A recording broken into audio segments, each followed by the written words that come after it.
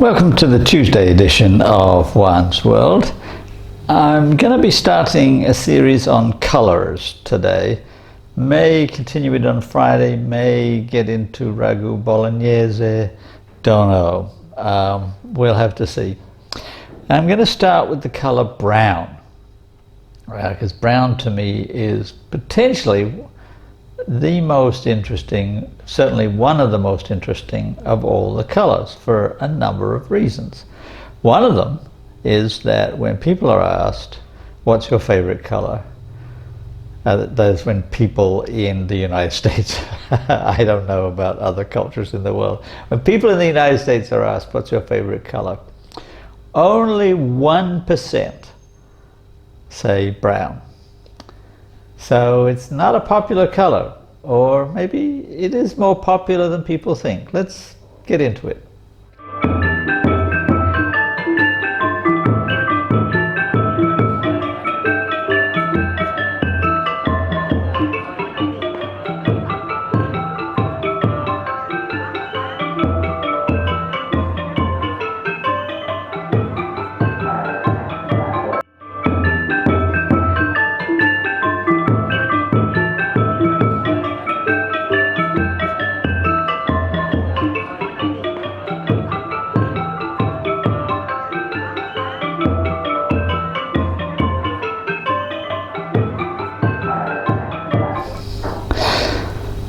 All right, so what's your favorite color is one of those really bizarre questions.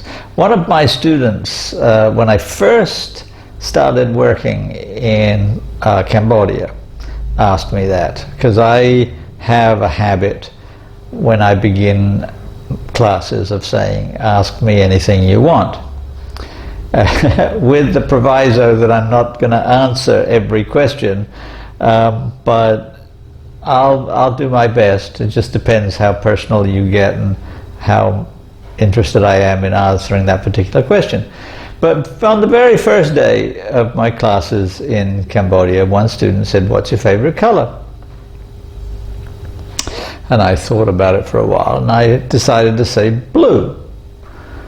Now, I'm not sure whether blue is in some sense my favorite color, because I'm not really sure what exactly that means. But when it comes down to it, when I am choosing shirts, t-shirts, sweaters, what have you, I tend to pick blue more often than any other color, because the blue in my apparel up here in my torso affects the color of my eyes. My eyes are blue, and if I'm wearing something deep blue, then they look bluer. And there is a reason for that, which I'll get to perhaps next time when I talk about blue, because blue is also a very interesting color, and many things that we think of as blue, such as eyes, and a lot of butterflies in particular, are not pigmented blue. They don't have any kind of pigment in them that makes them blue in the way that my shirt is blue because it has a blue dye in it. My eyes don't have any blue dye, any blueness.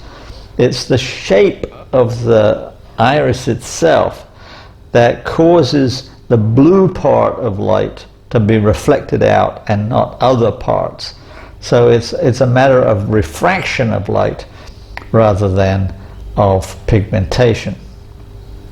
And so if I've got something bluer on my body, then the blueness of my eyes is enhanced because there's more blue going in and therefore coming out. Anyway, we'll talk about that when we get to blue. But so right now we're thinking about brown. And what people are really referring to when they say this is my favorite color or is not my favorite color. So brown is not my favorite color. Well, I think that probably means brown is not my favorite color for clothing. I don't want a brown suit there's a sense that people who wear brown suits are not serious in some ways. I remember a while back when President Obama wore a tan suit in public, and the conservative press had a field day. It's like, how could he wear brown? It's so ugly, impossible, loserish, or whatever. I mean, I don't know. That real serious politicians wear black or gray at best, but black normally. Not even blue. And interestingly enough, you won't find a lot of men's shoes in blue. You will find them in brown though. Black and brown are quite common. So why is it okay to wear brown shoes but not a brown suit? And let's think more openly about brown in the world. It's one of the most common colors, and one of the reasons it's the most common colors is because it's the color of wood. So if I look around my apartment here, all my doors are made of wood, and the surrounds of the doors are made of wood. My desk is made of wood. My cabinet is made of wood. Brown is everywhere. My sofa, you can see that I'm sitting on, is brown. And it's fine. It's the color for me of work, of being studious, sitting at my desk. I don't want to sit at a purple desk or a blue desk. I mean, I'd be all right. A red desk? A brown desk is what I want. Studious places are filled with woodwork. You have wood paneling. Like if you paint a room, I think you probably wouldn't want to paint it brown. But you'd panel it with wood, and maybe even dark wood, like walnut or something like that. So saying that brown is not your favorite color probably doesn't mean your favorite color overall. It just means in terms of things like clothing. And it's probably gendered as well. That there's probably more women likely to wear brown than men, but I mean, I don't know that. But now let's get into the color brown itself, because this is the part that really intrigues me. Brown is not a color on the rainbow. It's not part of the visible spectrum. Or is it? Well, it sort of is and sort of isn't. I mean, the visible spectrum is red, orange, yellow, green, blue, indigo, violet. No brown. But let's take the red, orange, yellow part of the spectrum, and what you'll discover, if you mix paints, if you mix together red and yellow, well, you get orange. If you then add black, you get brown. So one of the ways we can conceive of brown that in fact is nominally on the visible spectrum is that it is dark orange, a very somber orange. So it is there, sort of. If you are using the RGB system of mixing light, mixing colors, but mixing light rather than mixing pigments, then that's the red, green, blue, same as the cones in your eye. Then orange is produced by mixing, of all things, red and green in certain proportions.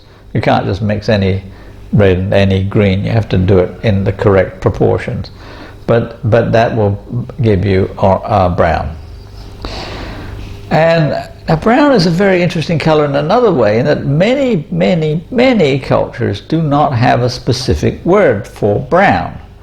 There are two ways basically that you can identify colors.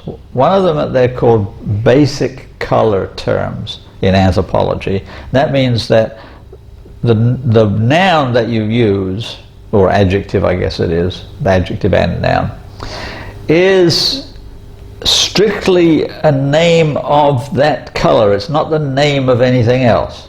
Like, for example, silver or gold are not just the names of colors, they are the names of metals, and the metals are that color. And so when you say this thing is silver color, you are saying it is the color of silver, the metal. And back in the 70s, a lot of appliances in the United States were called avocado, a particular shade of green. That is the shade of avocado. Flesh, I guess, rather than skin, I don't know. Orange is an interesting one. A lot of people think orange is a basic color term, and oranges, the fruit, happen to be orange. Well, it's the other way around. Until oranges were imported into Europe, I'm not sure when, I think around the 15th century, I have to check up, but late. Before that, like people like Chaucer didn't have a word for orange, so they used to use the combined word red-yellow. Like, so just like you mix red and yellow to make orange, so that you can mix the words red and yellow to make red-yellow, and that's orange. But when oranges were imported and people saw that they are orange, then they took that color and they said, okay, we're going to call this color orange, just like we call the appliance avocado, you know. But we've forgotten that. And it's also curious in that in most parts of Southeast Asia, orange skins are not orange, they're green. There's a particular curiosity of the biology of the orange, that in tropical conditions they will ripen without turning orange. That happens in later stages under certain circumstances. So the Khmer word in Cambodia for orange is literally translated the color of orange juice, because the inside flesh and the juice is orange, the skin is green. So for brown, in many, I wouldn't say most because I don't know, but in many cultures, brown is identified as the color of something else, the color of coffee, the color of tea, the color of wood, and so forth, which is itself a curiosity. Like, why isn't there a particular basic color term for brown in many cultures? Why does brown have like bad connotations? Well, some things that are brown that you can imagine, I won't mention them, are not pleasant. Let's say things that come out of your body that are brown are generally not pleasant. But wood is very pleasant. So I don't know. The fact that it's called a neutral color is also interesting. Like, the neutral colors are white, black, and brown. Well, a great many animals are brown. Well, light brown, most of them, but not all cows, but some cows, and camels. A lot of brown animals, and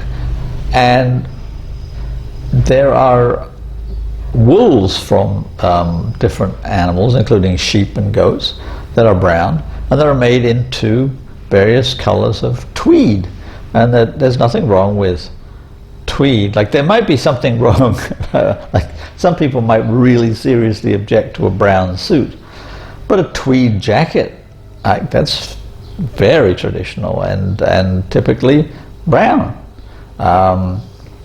So there's your question of the day. Like, why is brown so ambiguous in terms of its meanings? Which leads me to the point that I'm going to end with for now, but we'll pick up later. Why do colors evoke emotions, and what kind of emotions do they evoke? In the case of brown, it has to do with context. Like in terms of fine furniture or paneling of a room, then browns will be considered very distinguished, very sophisticated, whereas on clothing may be considered a bit underclass. I don't know exactly how to put it. So context is very important. Is it best for me as a man also to have a brown couch? One of the reasons that brown is really serviceable is that it doesn't show the dirt very well.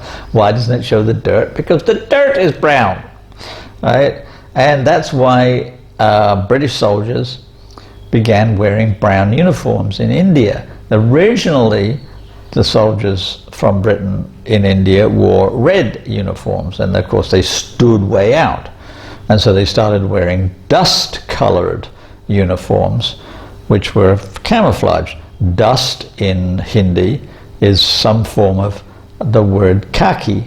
So khaki became the word for that particular hue of brown that the soldiers wore on their uniforms, and they became pretty well universal. They are dust-colored, which is both camouflage and also just doesn't show the dirt. If you wear a white uniform, it's going to get dirty in 5 seconds. As soon as you walk outside, something is going to spill on it, or you're going to sit on something, or something's going to happen, and you're going to get dirty. But if you've got a khaki suit on, then you're fine. So brown is really very versatile. So much for the color brown for now. We'll come back and probably talk about the color blue either next time or after we've done a recipe. Not sure, but meanwhile, I would like you to tell your friends about my channel. I would like you to like and subscribe, and I will be back on Friday.